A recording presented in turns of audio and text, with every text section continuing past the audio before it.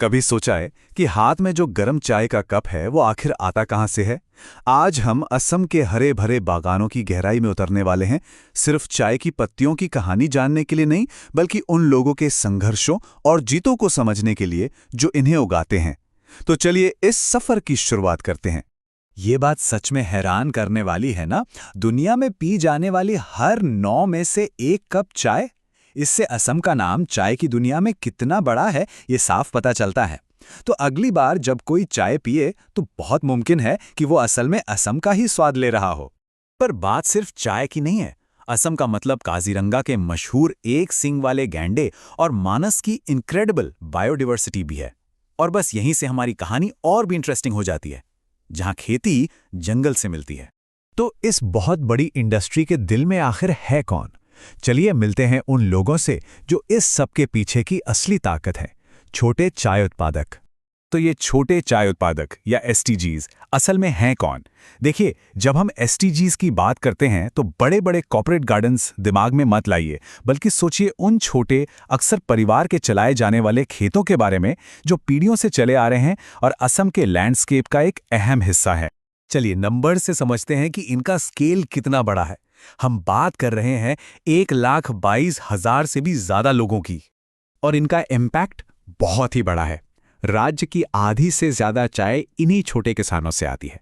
जरा सोचिए। और ये लोग स्टेट के 1/3 से ज्यादा चाय के बागान मैनेज करते हैं। सीधी सी बात है, इनके बिना असम की चाय की कहानी बहुत अलग होती। तो ये पूरा सिस्टम चलता कैसे है? देखें, जो छोटे उत्पादक हैं वो इस प्रोसेस की बिल्कुल शुरुआत में आते हैं। वो अपनी ताज़ी तोड़ी हुई पत्तियां सीधे फैक्ट्रीज को बेचते हैं, जो फिर से उस चाय में प्रोसेस करते हैं जिसे हम सब जानते हैं और पीते हैं।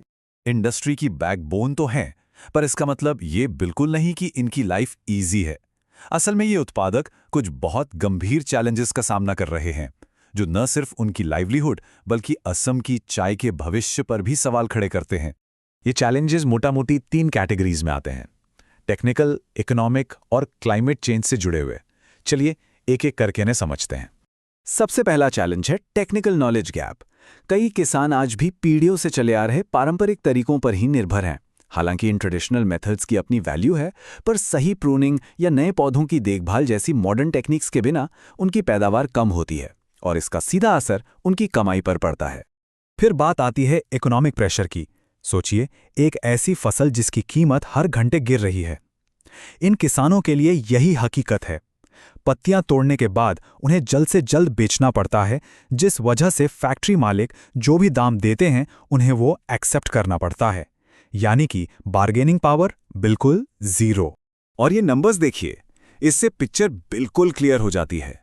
हर किलो चाय से होने वाले मुनाफे का सबसे बड़ा हिस्सा यानी 45% प्रोसेसर्स के पास जाता है, और किसान जिन्होंने पौधे उगाए, पत्तियां तोड़ी और सारी मेहनत की, उन्हें मिलता है सिर्फ 24%। ये साफ साफ एक अनफेयर सिस्टम है। और जैसे इतना ही काफी नहीं था, क्लाइमेट चेंज का खतरा भी लगातार मंडरा रहा है। कभी भी बारिश हो जाना या फिर लंबा सूखा पड़ना, ये सिर्फ मौसम का बदलना नहीं है, ये एक किसान की पूरी फसल और कमाई को तबाह कर सकता है। और सबसे बड़ी दिक्कत यह है कि इन सबका सबसे बुरा असर इन्हीं छोटे किसानों पर पड़ता है। तो हाँ, चैलेंजेस बहुत बड़े हैं, पर कहानी यहां खत्म नहीं होती। उम्मीद है और ऐसे कई लोग और ऑर्गेनाइजेशंस हैं जो इन किसानों को सफल होने में मदद कर रहे हैं। चलिए देखते हैं कि आगे का रास्ता क्या हो सकता है। अच्छी बात यह है कि इस फाइट में किसान अकेले नहीं हैं। टी बोर्ड ऑफ इंडिया जैसी सरकारी संस्थाएं रेगुलेशंस और ट्रेनिंग में मदद कर रही हैं। आसाम एग्रीकल्चरल यूनिवर्सिटी जैसी यूनिवर्सिटीज रिसर्च और एक्सपर्ट एडवाइस दे रही हैं, और ट्रिनिटिया जैसी इनिशिएटिव्स किसानों को सस्टेनेबल प्रैक्टिसेस अपनाने में मदद कर रही हैं। ये एक टीम एफर्ट है। तो आगे का रास्ता क्या है? एक्सपर्ट्स कुछ की सॉल्यूशंस बताते हैं। सबसे पहले, पत्तियों के लिए एक मिनिमम सपोर्ट प्राइस यानी एमएसपी फिक्स करना। दूसरा, किसानों के अपने कोऑपरेटिव्स बनाना ताकि उन्हें बार्गेनिंग पावर मिले। तीसरा, पुराने हो चुके चाय के पौधों को बदलने के लिए फाइनेंशियल हेल्प देना। चौथा, परा एक्सटेंशन वर्कर्स के जरिए टेक्निकल ट्रेनिंग बढ़ाना। और पांचवा, सिर्फ चाय पर डिपेंड ना रहकर दूसरी फसलें उगाने के लिए एनकरेज करना।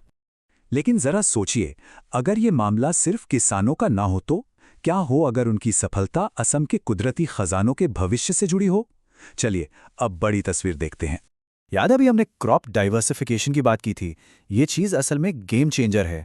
सोचिए, जब एक किसान चाय के साथ साथ सुपारी या नींबू जैसी चीज़ें उगाता है तो वो सिर्फ अपनी इनकम नहीं बढ़ा रहा, वो एक ज़्यादा हेल्दी इकोसिस्टम बना रहा है जो सबके लिए बेहतर है। और ये इसलिए ज़रूरी है क्योंकि ये चाय के बागान दुनिया के कुछ सबसे इनक्रेडिबल नेशनल पार्क्स जैसे काजीरंगा और मानस के बिल्कुल पास हैं। इन पार्क्स में रहने वाले टाइगर्स, राइनोज और न जाने कितने जीवों का फ्यूचर इस बात से सीधा सीधा जुड़ा है कि इन किसानों के खेतों में क्या हो रहा है। तो आखिर में हम इस एक बड़े सवाल पर आकर रुकते हैं। क्या एक ऐसा भविष्य बनाया जा सकता है जहां चाय उगाने वाले किसान और जंगल में रहने वाले बाघ दोनों फल फूल सके? असम का भविष्य इसी नाजुक बैलेंस को खोजने पर निर्भर करता है, और अगली बार जब हाथ में चाय का कप हो तो शायद इस सवाल पर जरूर सोचना चाहिए।